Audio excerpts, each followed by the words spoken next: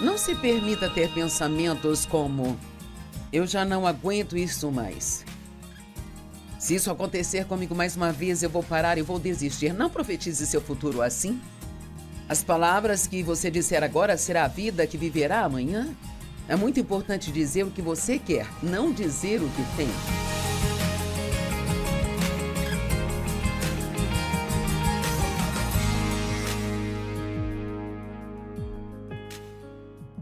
Obrigada por estar conosco hoje no Desfrutando a Vida Diária.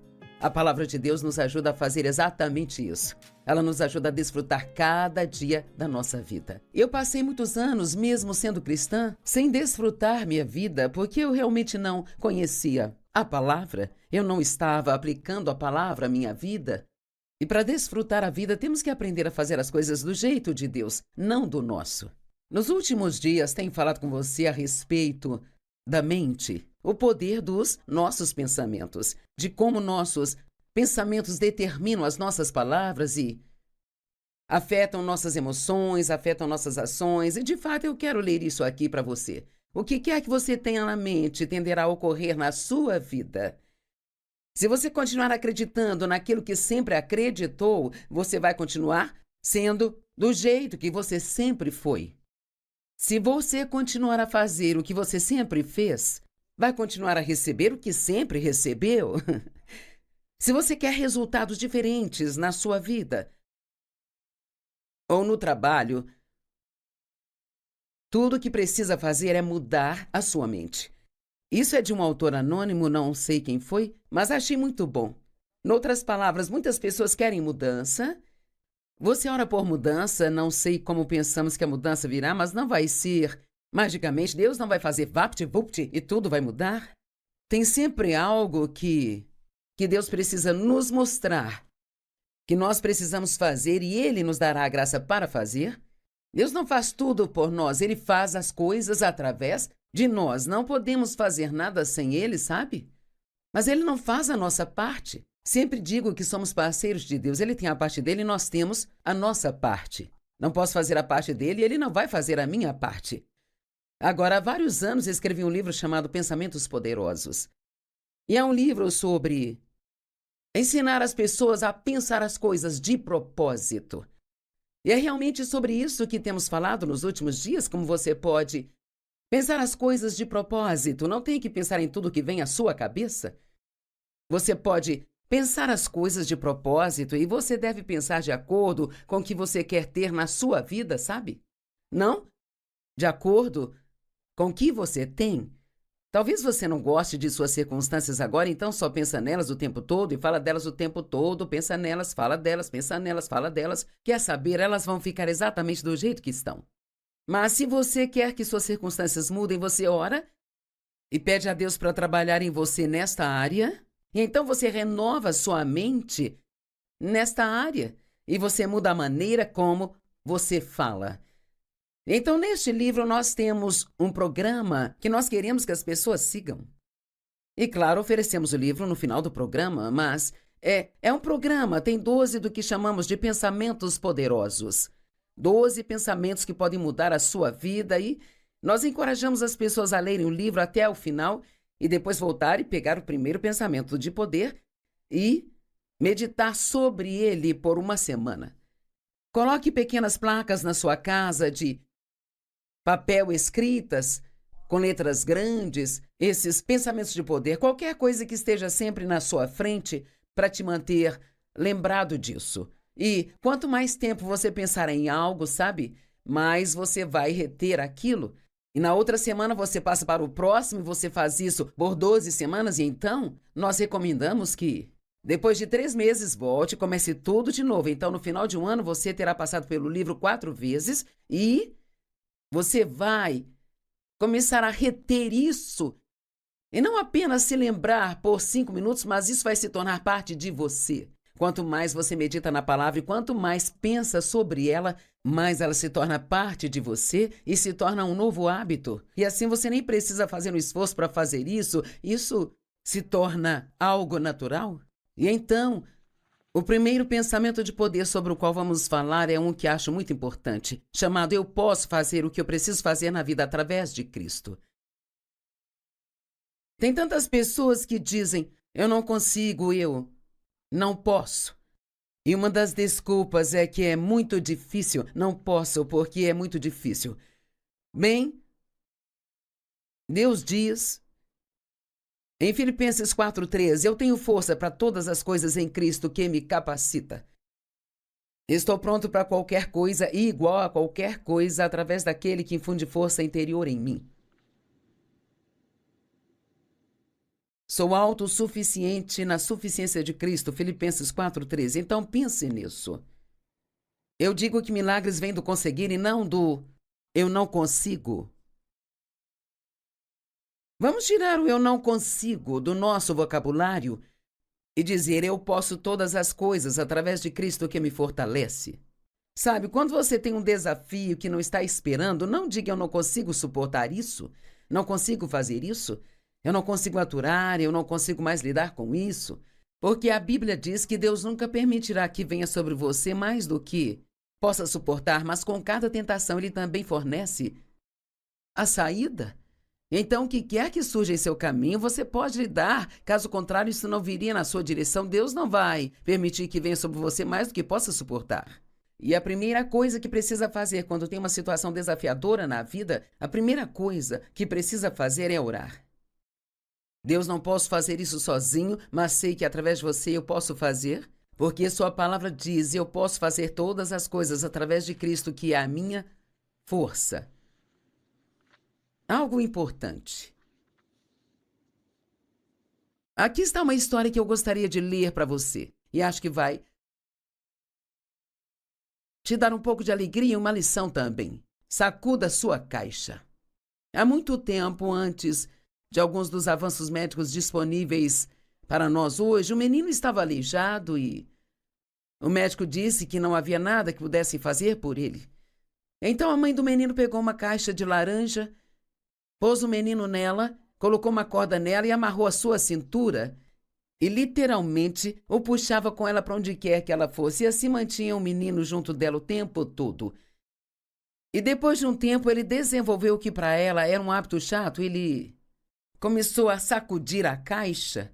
E sacudia a caixa e às vezes ele sacudia com tanta força que acabava caindo da caixa e ela tinha que colocá-lo de volta nela. E não importava o que fizesse, ela não conseguia fazer com que ele parasse de sacudir a caixa. Depois de um tempo, a mãe ficou muito irritada com aquilo, mas o menino não parava com aquilo, sabe? E um dia ele sacudiu a caixa com tanta força que acabou caindo da caixa. E então se levantou e aprendeu a andar e teve uma excelente vida. Quer saber, alguns precisam sacudir sua caixa. Talvez você venha aturando e aturando coisas, sabe? E você precisa ser um pouco agressivo e dizer, eu posso fazer isso através de Cristo, que é a minha força. Aquele garotinho fez algo que os médicos não acreditavam que poderia acontecer. O médico pode dizer que algo não acontecerá, mas tudo é possível com Deus. Não devemos ouvir o que o mundo diz o tempo todo, devemos ver o que Deus diz sobre as coisas. Então, se você está preso em algum lugar, sacuda sua caixa até que se liberte disso. Não se permita ter pensamentos como, eu já não aguento isso mais.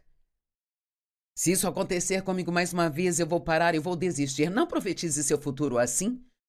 As palavras que você disser agora será a vida que viverá amanhã. É muito importante dizer o que você quer, não dizer o que tem.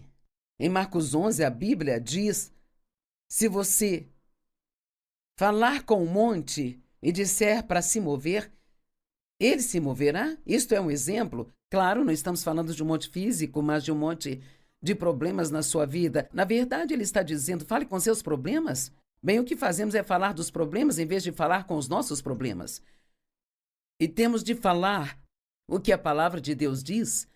Passei os últimos dias falando sobre pensamentos. O que quer que esteja em seus pensamentos sai da sua boca. A Bíblia diz, a boca fala do que o coração está cheio. Se as coisas não mudarem, logo vou desistir. Não fale desse jeito. Livre-se das suas desculpas. Quando surgem coisas que são desafiadoras para nós ou novas que nunca fizemos ou que não queremos fazer, acabamos dando desculpas. Bem, aqui estão algumas desculpas que damos. Isso vai ser muito difícil, esta é a primeira vez, é muito difícil. Sabe no que eu acredito? Acredito que somos ungidos para coisas difíceis. Eu creio que, como filhos de Deus, podemos fazer coisas através dele que ninguém mais poderia fazer. Outra desculpa é: eu não tenho tempo. Eu não tinha planejado isso hoje. Quer saber? Várias coisas surgiram na vida de Jesus que ele não planejou. Precisamos ter a capacidade de nos adaptar e ajustar e estar prontos para qualquer coisa. Para qualquer coisa, não importa o que seja. Eu tenho uma filha que é muito flexível. E eu ligo para ela e eu digo: o que vai fazer hoje? Ela diz: o que você precisa que eu faça? Ela trabalha para mim, me ajuda com muitas coisas. E eu sou tão grata pela flexibilidade dela com a vida. O meu marido também é muito flexível e isto é muito bom para mim, porque eu não sei ser uma pessoa tão flexível, sabe? Sou muito assertiva com a forma como eu quero que as coisas sejam e nem sempre fico feliz se elas não forem do jeito que eu quero. Graças a Deus, através da palavra e da ajuda do Espírito Santo, eu estou mudando. E já mudei muito, ainda tenho muito a percorrer, mas vou continuar a mudar, sabe? Eu não planejei isso hoje. Eu não vejo como isso vai funcionar. Essas são outras desculpas. Não tenho vontade. Cara, esse é um grande problema. Eu tenho muitos problemas pessoais para me envolver nisso agora, sabe? Não sei como posso fazer isso. Eu nunca fiz isso, nem conheço ninguém que já tenha feito isso, sabe? Bem, quem disse que você não pode ser o primeiro a fazer alguma coisa? Sabe, quando Deus me chamou para ensinar a palavra há 45 anos, havia poucas mulheres ensinando a palavra de Deus. Essa foi uma das coisas que as pessoas me disseram: as mulheres não fazem isso. Bem, o que Deus me chamou para fazer se as mulheres não fazem isso? Eu disse: as mulheres não fazem isso, e ele me lembrou que sabia qual era o meu sexo quando me chamou. E tenho feito isso há 45 anos, então acho que as pessoas estavam erradas e Deus estava certo. Deus usa quem Ele quer. Ele usou até uma mula para falar com o profeta uma vez. Tudo o que temos a fazer é estar disponíveis. Honestamente, você nem precisa ter tanta habilidade, só diz: Deus, aqui estou eu, envia-me. Eu quero fazer o que você quer que eu faça na vida. Eu não tenho ninguém para me ajudar. Outro grande problema. Eu tenho medo. Esse é um outro grande problema. Outro grande problema. Eu estou com muito medo. Bem, quem disse que você não pode fazer com medo? Sabe, a palavra medo significa fugir ou levantar voo. Não é sobre você ficar nervoso, apavorado ou tremendo, suando. Medo significa fugir de algo. E coragem é, na verdade, agir diante do medo. Só porque você sente medo não significa que não pode fazer o que Deus está lhe pedindo para fazer. Sabe, teve muitas vezes que eu senti muito medo, mas apenas fui um pouco mais fundo, eu fui em frente, fiz o que Deus me pediu para fazer. E é incrível o que você pode fazer se não deixar o medo te parar. E esse é exatamente o propósito do medo: parar você, te impedir de seguir em frente na vida. O segundo pensamento do qual falaremos é: Deus me ama incondicionalmente. Cara, se você sabe o quanto Deus te ama, isto te dá confiança e também te dá coragem. Acrescenta alegria à sua vida. Deus te ama incondicionalmente. A Bíblia diz lá em Efésios que, assim como em seu amor ele nos escolheu, e na verdade nos escolheu para si mesmo, para sermos seus em Cristo. Deus propositadamente te escolheu, ele não ficou preso a você de propósito. Não ficou preso com você sem poder fazer nada? Deus escolheu você para si mesmo. Ele tem um grande plano para a sua vida. Tem pessoas que precisam ouvir o que estou dizendo hoje. Deus tem um grande plano para a sua vida e você diz: bem, Joyce, eu acreditei nisso, mas eu cometi tantos erros e fiz tantas coisas erradas e acabei desistindo e eu não acredito mais que algum dia terei uma vida boa, cometi muitos erros. Bem, você está acreditando nas mentiras de Satanás, não no que a palavra diz. Porque a Bíblia diz que quando pecamos, se admitirmos nossos pecados e confessarmos, ele não somente vai nos perdoar, mas levará nossos pecados para tão longe quanto o leste está do oeste, e veja isso, e ele não se lembrará deles mais. Uau, isso é muito bom! Então, quando você ora e pede a Deus que te perdoe por algo, Ele te perdoa e esquece. Então, se você voltar no dia seguinte e falar com ele sobre isso, estará falando de algo que ele nem se lembra mais. Deus te ama incondicionalmente, isso não significa ver quantas coisas estúpidas podemos fazer de propósito, mas precisamos saber que Deus, Ele nos ama. Numa noite de inverno, uma mulher que foi levada perante um juiz por roubar um pão porque seus filhos estavam morrendo de fome, e o dono da loja quis apresentar acusações contra ela. Então o juiz a multou em $10, mas então ele pegou uma nota de $10 e pagou a multa dela. E ele disse a todos na sala que os multaria em 50 centavos cada um por viverem numa cidade e não tentar mudá-la, onde uma mulher tinha que roubar um pão para poder alimentar os seus filhos. E o total do que ele os multou chegou a $47, e ele se virou e deu esse dinheiro para aquela pobre mulher. Bem, podemos dizer que Jesus pagou a nossa multa. Ela pôde sair totalmente livre. As acusações contra ela foram retiradas. E sabe, quando Jesus morreu por nós, as acusações contra nós foram retiradas. Ele pagou a nossa multa, abriu as portas da prisão e tudo que precisamos fazer é sair de lá. Jesus pagou pelos seus pecados. Ele te redimiu. Ele te comprou de volta do inimigo. E sabe, sua conta está quitada. Você não deve nada a Deus. Sua conta está em equilíbrio. E está tudo bem. O próximo pensamento de poder é: eu não viverei com medo. Não saia por aí dizendo: eu tenho medo disso, tenho medo daquilo, medo disso, medo daquilo. Mas Joyce, eu estou com medo. Pare de falar essas coisas. Comece a dizer: eu não terei medo. Se disser algo muito tempo, você começa a acreditar, e no minuto em que acredita, aquilo começa a acontecer na sua vida. Uma das formas pelas quais aprendemos a crer na palavra de Deus é declarando a palavra de Deus. Fale em voz alta, você acredita mais no que você ouve do que em qualquer outra pessoa, e então declare a palavra: eu não vou viver com medo.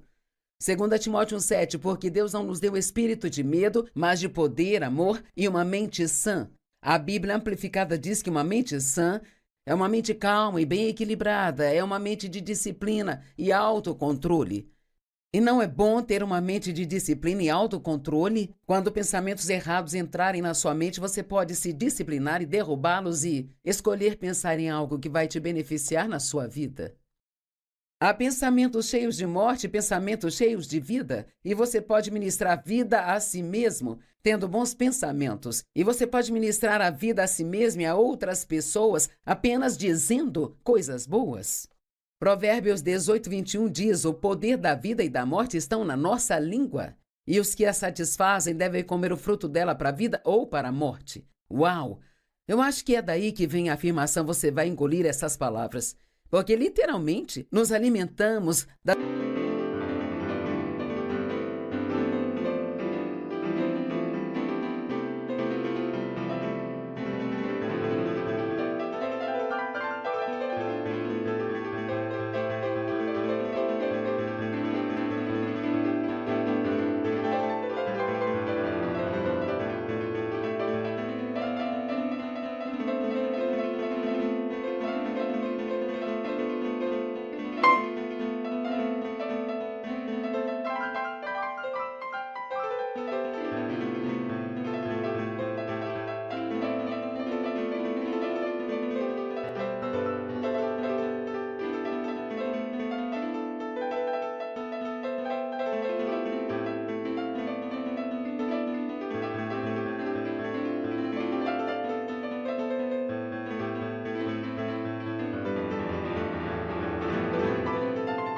as nossas próprias palavras, e esta tem sido uma parte muito importante da minha vida. Realmente aprender a falar a palavra de Deus. Muitos anos atrás, quando, bem antes que eu ouvisse alguém ensinar sobre o poder da língua, eu era uma pessoa muito negativa, cresci em circunstâncias negativas, eu tinha sido abusada e maltratada, me casei com o primeiro homem que apareceu porque achava que ninguém iria me querer, E ele abusou de mim por mais 5 anos, vadiando com outras mulheres, não trabalhava e nunca supriu a nossa casa. Então, quando eu tinha 23 anos de idade, realmente não conseguia me lembrar de algum dia ter sido feliz.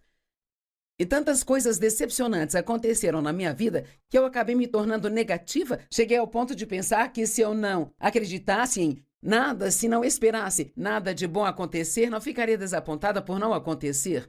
E eu já estava convencida de que coisas ruins aconteceriam antes de acontecerem.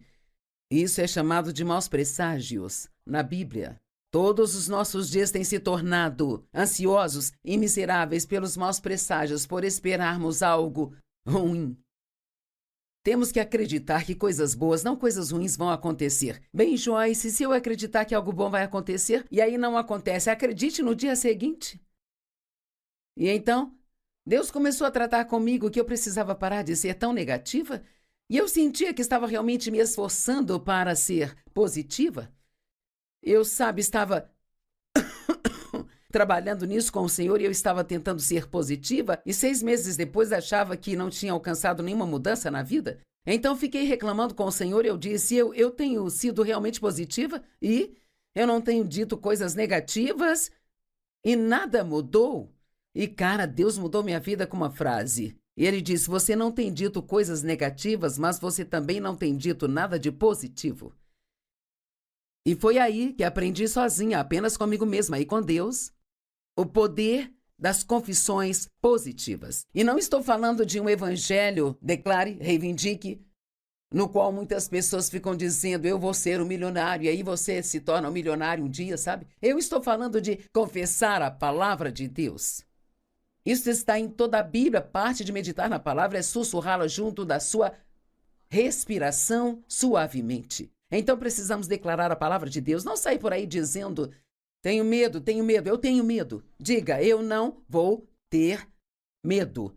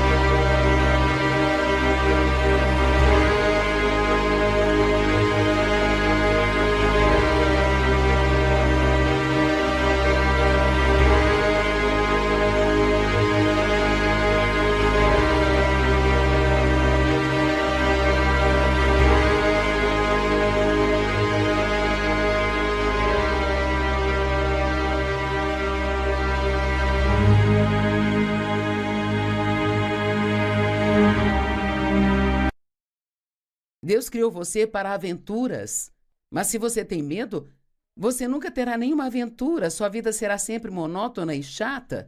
Se fizer a mesma coisa sempre, o tempo todo, ficará entediado com a vida. Aprenda a se antecipar.